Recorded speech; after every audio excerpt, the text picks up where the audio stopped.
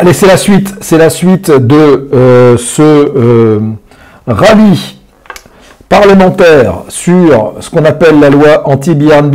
Alors, pour replacer un peu le cadre et pourquoi effectivement on voit poindre cette loi anti-Airbnb, eh bien, c'est tout simplement pour rééquilibrer un peu la fiscalité entre ce qui existe pour le meublé et ce qui existe pour la location nue.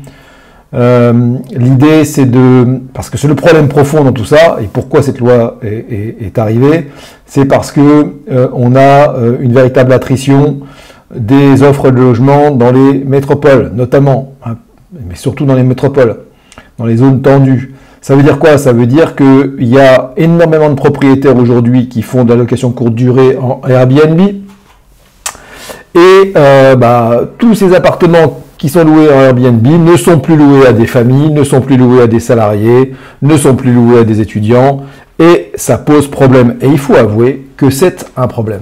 D'accord?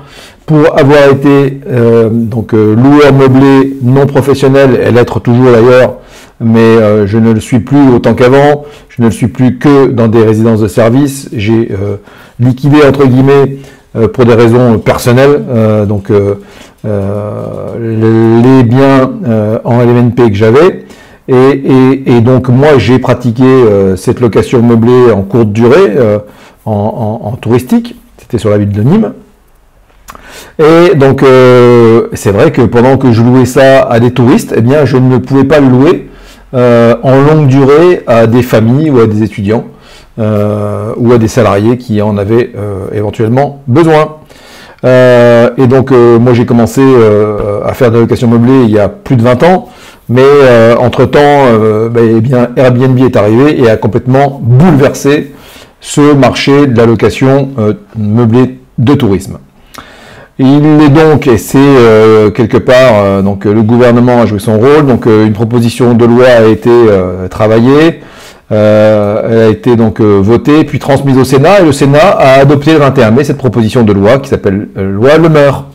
Et on va voir que sur le volet fiscal de cette proposition de loi, il y a des choses extrêmement importantes à retenir si vous êtes loueur meublé dans votre vie d'investisseur.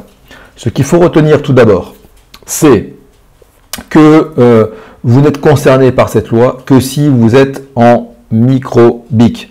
Ça veut dire quoi? Ça veut dire que déjà, j'ai envie de vous dire, eh bien vous n'êtes pas en mode optimal en termes de fiscalité, parce que tout bon investisseur immobilier tente, dans la mesure du possible, d'être en régime réel, pour bénéficier de ce qu'on appelle des amortissements. Or, ce qui est dans le collimateur, ce sont surtout les loueurs meublés en micro-BIC. Donc c'est ça le premier point, c'est ce qu'ils appellent le coup de rabot. Tous ceux qui sont en micro-BIC vont passer d'un abattement qui était de 50% à un abattement qui est aujourd'hui réduit à 30%, avec un plafond qui passe de 15 000 à 23 000 euros. Donc on retrouve effectivement cet objectif d'équilibre entre la location nue et la location meublée, a été mis en place, et on est donc à 30% d'abattement sur les meublés de tourisme si vous êtes en micro-BIC, sauf si il y a des exceptions, hein. Donc si vous êtes en meublé classé, pour classer un meublé, qu'est-ce qu'il faut faire? Il faut contacter les organismes qui vont établir votre niveau de classement avec un système d'étoiles de 1 à 5. Alors faites-le, hein, ça coûte en moyenne 150 euros, ça dépend de la surface et de la typologie de votre bien. Donc en moyenne ça coûte 150 euros et ça vous permet de rentrer dans la catégorie de meublé classé. Et donc là, effectivement, vous pourrez continuer à bénéficier d'un abattement qui est plus intéressant. On avait parlé à un moment donné de 71%, mais ça ne sera pas le cas. L'abattement fiscal pour les meublés classés, c'est dit là, serait ainsi boosté avec un taux de 50%. On resterait donc sur donc le taux d'abattement initial donc sur les meublés classés. Ensuite, le deuxième point, alors, comme je vous le dis souvent hein, sur mes vidéos, n'hésitez pas à appuyer sur pause si vous voulez, je ne vais pas vous faire lecture de l'article en entier, ça va vous saouler. Hein, la deuxième chose importante à noter, c'est que il n'y aura pas de rétroactivité fiscale. Rétroactivité fiscale, ça veut dire quoi? Ça veut dire que cette loi qui a été votée, adoptée par le Sénat également le 21 mai, elle sera mise en œuvre au 1er janvier 2025 avec une non-rétroactivité. Et donc ça c'est important, ça veut dire que les revenus que vous êtes en train de percevoir en 2024 ne sont pas concernés par cette nouvelle loi. Ça va vous permettre quoi? Ça va vous permettre éventuellement d'avoir le temps de vous retourner pour basculer justement au régime réel. Puisque dans cette vidéo, à la fin de cette vidéo, je vous donnerai 2-3 astuces, 2-3 conseils pour savoir comment réagir si vous êtes concerné de plein fouet par ces nouvelles mesures. Ensuite, le troisième point, c'est la disparition provisoire de la mesure sur les plus-values de cession. Vous savez que il était question donc de réintégrer les amortissements dans le calcul de la plus-value lorsque vous vendez votre appartement en MNP. Eh bien, donc cette réintégration a été donc suspendue, on va dire. Donc c'est pour ça que c'est une disparition qui est provisoire, puisque on nous dit dans l'article là donc le Sénat a renvoyé la mesure à une étude d'impact pour réintégration et adoption éventuelle dans la loi de finances 2025. Hein, ils ont estimé que ça allait trop vite et que pour l'instant c'était pas justifié. Voilà, donc ça c'est quand même aussi une bonne nouvelle. Hein, donc là aussi, vous pouvez appuyer sur pause pour lire l'intégralité. Et le quatrième point, hein, c'est toujours sur le plan fiscal, quelque chose qui reste encore assez flou.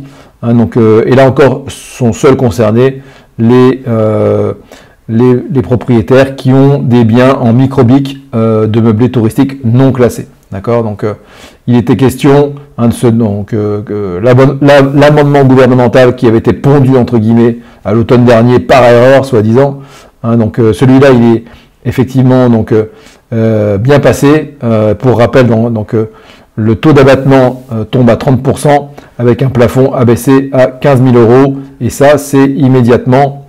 Donc ça va concerner les revenus de 2024. Voilà, je vous ai livré les 4 points essentiels de ce volet fiscal de la loi qui a été votée, adoptée par le Sénat. Même s'il y a quand même pas mal de points d'interrogation et de flou, eh bien, il y a quand même des choses que vous pouvez mettre en place. La première, c'est de vous dire, tiens, pourquoi pas basculer vers, vous en avez certainement entendu parler, une structuration fiscale du type SCI à l'IS pour gérer vos locations meublées. Voilà, donc si vous avez juste un petit appartement meublé qui ne dépasse pas 15 000 € de BIC, là c'est même pas la peine d'en parler. Mais si vous commencez à avoir plusieurs biens, eh bien il y a un vrai intérêt à se structurer en SCI à l'IS, voire en SCI familiale si vous faites ça en famille. Le deuxième, donc on en a un peu parlé dans l'article, la deuxième solution c'est de basculer en régime réel.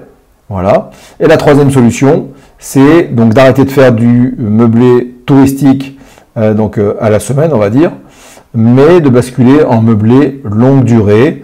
Et pourquoi pas, c'est-à-dire, ça veut dire quoi? Ça veut dire conserver l'avantage du meublé pour votre locataire, mais le louer à l'année. Il y a une vraie demande locative dans beaucoup de villes sur des locations meublées longue durée. En plus, vous allez répondre à une vraie demande, ça sera utile. Alors certes, il y aura moins de revenus, puisque on sait que à l'année, c'est moins intéressant, mais vous aurez aussi moins de gestion. Et vous pourrez même faire, pour combler un peu le manque de revenus par rapport à des Airbnb à la semaine, vous pouvez tout à fait faire de la colocation en longue durée. Voilà. Tout ça est à étudier en fonction de la typologie de votre bien et de l'endroit où se trouvent vos appartements. Voilà, j'espère que cette vidéo vous a plu. Si c'est le cas, vous demande de liker bien sûr, de partager, même de commenter, et puis donc de vous abonner à la chaîne pour les futures vidéos. Je propose des vidéos concrètes qui vous amènent de la véritable plus-value dans votre patrimoine et dans votre vie d'investisseur. Je vous dis à bientôt.